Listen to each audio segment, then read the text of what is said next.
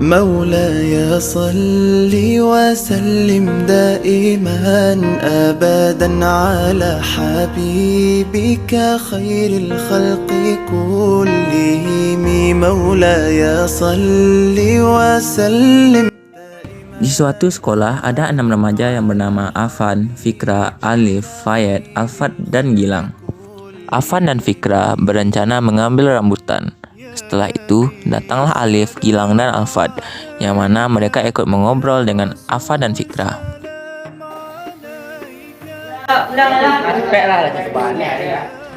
Sedang mikir kalian di sini, seru banget dia. Tadi dia nggak pun rencana pas orang Jumat ambil rambutan di masjid. Kena lupa orang tu. Kena pindah, dah boleh. Terus tu itu lah. Boleh pas nak sembahyang. Dah boleh ni. Ada kita angin dulu suara tapi dan berangin. Itu buat dari sekarang ada nak. Mana dah datang mungkin masyarakat. Woi. Mata Allah tu len pa. Aku. Ini dah. Keluar dia tak apa. Dia apa? Malu bang Allah ya. Ya itu dah. Asyik.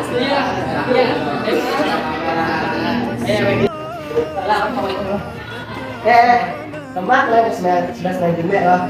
Boleh cakap ya. Kami rencana kami kapan main ke rumah kita. Jadi lah, lihat di laut dan tak ini dengan suara dah. Jadi,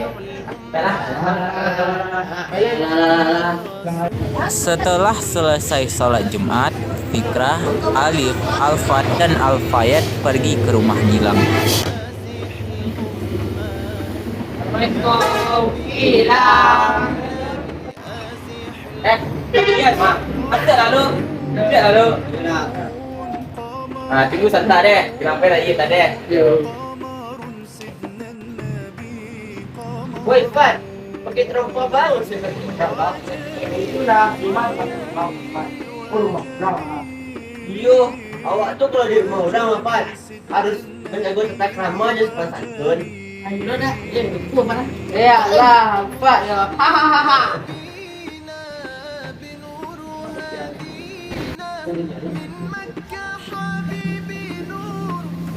Wikwa Marwa. Ini dalam becok. Kemang. Ada urusan serta. Ya. Aku soalnya ya, buat rumah dan rumah. Iyo, kalau saya boleh cok sari-sari. Tuh. Pak, itu malu, kalau setelah Jadi, aku cek kalian ada tiga. itu lah. Jadi aku buat terompa dan berulang. Itulah. Ya lah, aku pakai terompa lo tadinya Pak.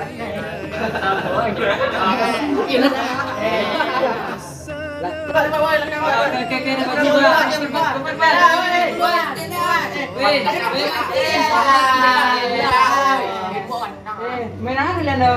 Main dah. Iya dah, main aja. Mungkin lah lagi. Main satu aja. Ada lah, kita lah. Jelah ada masalah cik. Daripada dari situ lah mak jangan kelantur lah. Baca Robert Ben. Baca Robert.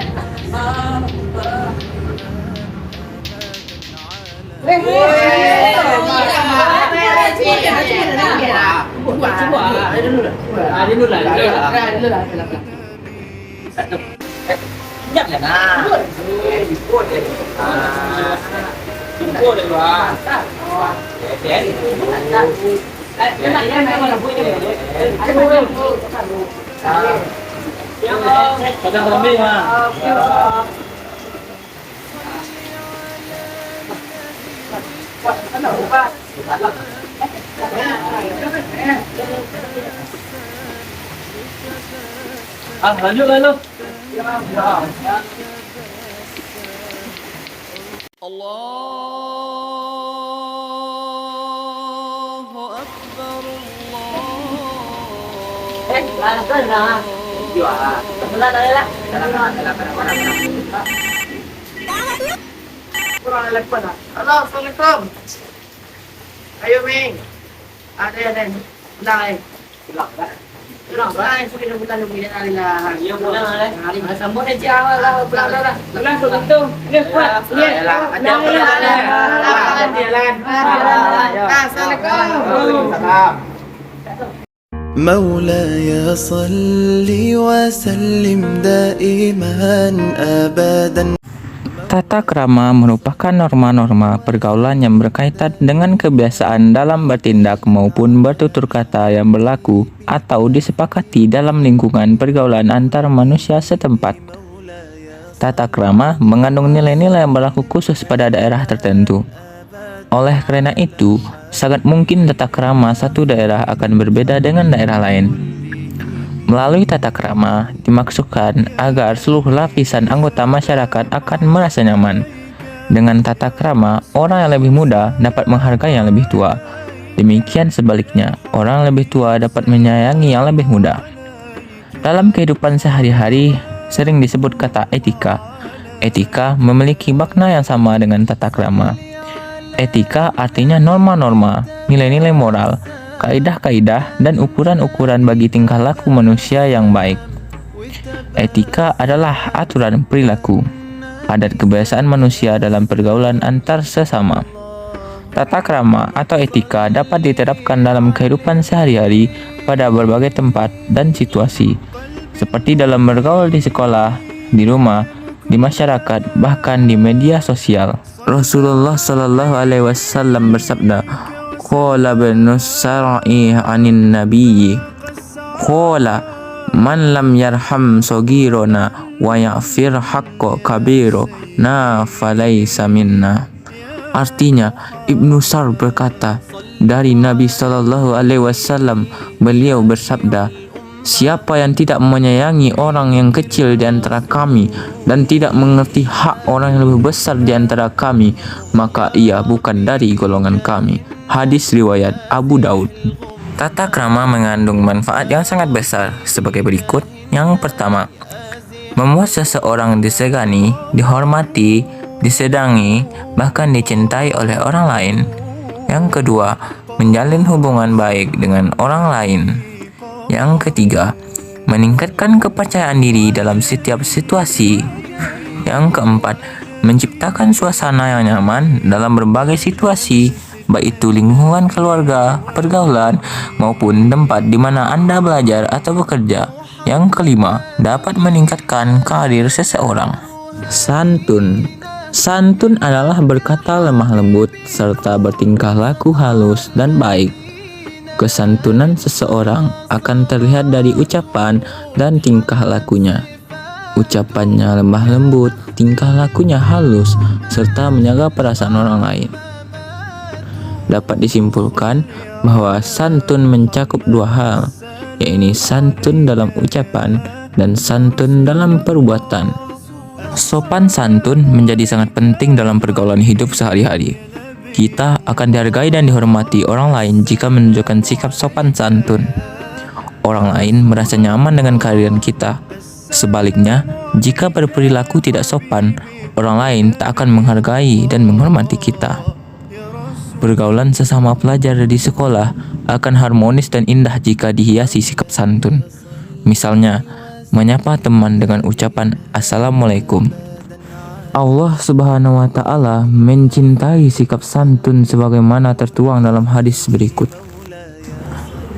An Ibni Abbasin annan Nabi qala lil asajil asri inna fika khoslataini yuhibbuhumallahul hilma wal haya'a.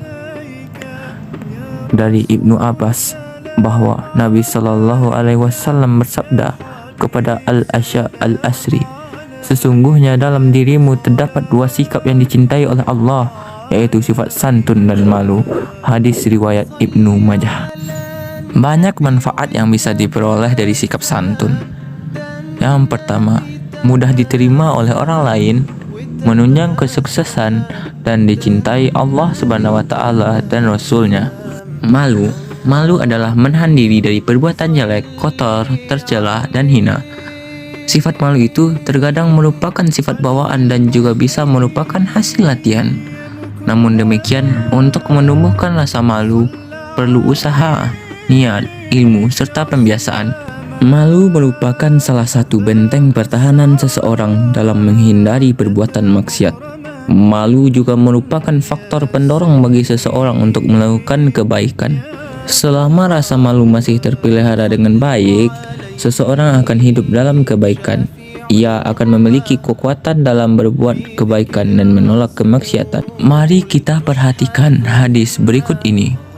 An Abi Hurairah an Nabi qala al-imanu bid'un wa sab'una su'batan wal haya'u su'batun minal iman.